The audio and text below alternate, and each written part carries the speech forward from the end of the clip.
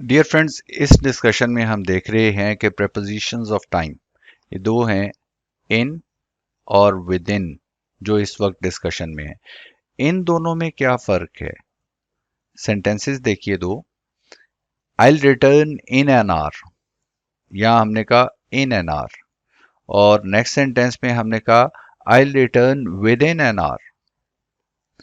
तो दोनों में फर्क क्या है? दोनों करेक्ट हैं, लेकिन इनके मानी में फर्क है।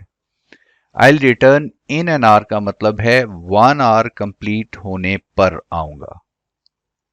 ठीक है, जो टाइम आपने आगे नाउन के जरिए जो टाइम मेंशन किया है, उस टाइम के मुकम्मल होने पर इन एन आवर की सूरत में हम ये मानी लेते हैं। और विद इन के बाद जो टाइम बताया गया होता है, उसका मतलब ये है कि इससे पहले पहले।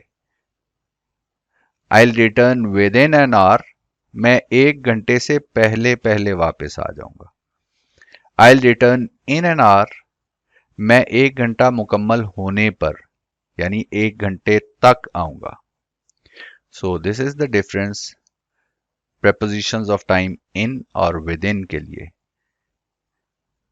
टाइम के लिए जब हम बताते हैं और आगे टाइम का नाउन दिया हुआ होता है, इन दैट केस इन का मतलब है मुकम्मल होने पर, और विद इन का मतलब है मुकम्मल होने से पहले।